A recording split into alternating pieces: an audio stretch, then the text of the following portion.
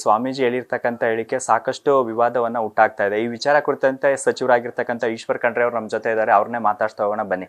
Sir, ಈಗ ಸಿದ್ದರಾಮಯ್ಯ ಅವರು CM ಸ್ಥಾನವನ್ನ ಬಿಟ್ಕೊಡ್ಬೇಕು ಡಿ ಕೆ ಶಿವಕುಮಾರ್ಗೆ ಅಂತಕ್ಕಂಥ ಮಾತನ್ನ ಚಂದ್ರಶೇಖರನಾಥ ಸ್ವಾಮೀಜಿ ಅವರು ನಿನ್ನೆ ಹೇಳಿದ್ದಾರೆ. ಸರ್, ಈ ವಿಚಾರ ಕುರಿತಂತೆ ತಾವು ಪ್ರತಿಕ್ರಿಯೆ ನೀಡೋದಾದ್ರೆ? ನೋಡಿ, ಅದು ಅವರ ವೈಯಕ್ತಿಕ ವಿಚಾರ.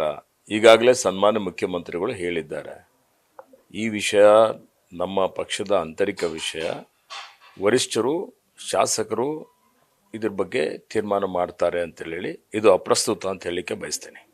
ಇದರ ಜೊತೆಗೆ ಈಗ ರಾಜಣ್ಣ ಅವರು ಸ್ವಾಮೀಜಿಗೆ ಹಾಕಿದ್ದಂಥ ಸವಾಲಿಗೆ ಸ್ವಾಮೀಜಿ ಅವರು ಕೂಡ ಈಗ ಪ್ರತಿಕ್ರಿಯೆಯನ್ನ ನೀಡಿದ್ದಾರೆ. ಅಂದ್ರೆ ರಾಜಣ್ಣ ಅವರು ಬಂದ್ರೆ ನಾನು ಪೀಠವನ್ನ ಬಿಟ್ಕೊಡ್ತೀನಿ, ಅವ್ರಿಗೆ ಮಠವನ್ನ ಕಟ್ಕೊಡ್ತೀನಿ ಅಂತಕ್ಕಂಥ ಹೇಳಿಕೆಯನ್ನ ಕೊಟ್ಟಿದ್ದಾರೆ ಸರ್ ಚಂದ್ರಶೇಖರನಾಥ ಸ್ವಾಮೀಜಿ ಅವರು. ಅನವಶ್ಯಕ ವಿಷಯಗಳ ಬಗ್ಗೆ ನಾನು ಯಾವುದೇ ರೀತಿಯ ಪ್ರತಿಕ್ರಿಯೆ ಕೊಡೋದಿಲ್ಲ.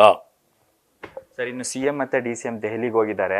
ಈ ಸಂದರ್ಭದಲ್ಲಿ ಏನಾದರೂ ಸಚಿವ ಸಂಪುಟ ಪುನಾರಚನೆ ವಿಚಾರ, ಡಿಸಿಎಂ ವಿಚಾರದ ಚರ್ಚೆಗಳೇನಾದರೂ ಆಗುತ್ತಾ ಸರ್? ಅವರು ದೆಹಲಿಗೆ ಹೋಗಿದ್ದು ರಾಜ್ಯದ ಏನು ಅಭಿವೃದ್ಧಿ ಕಾರ್ಯಕ್ರಮಗಳಿದ್ದಾವೆ, ಯೋಜನೆಗಳಿದ್ದಾವೆ, ನೀರಾವರಿ ಯೋಜನೆಗಳಿದ್ದಾವೆ, ರಾಜ್ಯಕ್ಕೆ ಕೇಂದ್ರದಿಂದ ಬರಂತ ಅನುದಾನ ಇದೆ.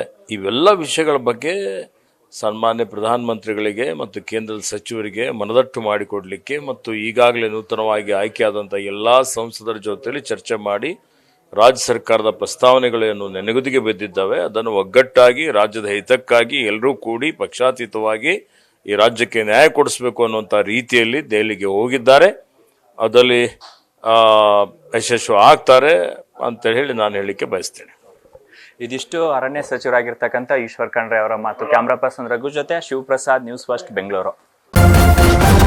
ನ್ಯೂಸ್ ಫಸ್ಟ್, ನಿರ್ಭೀತಿಯಿಂದ ನಿಮ್ಮ ಪರವಾಗಿ.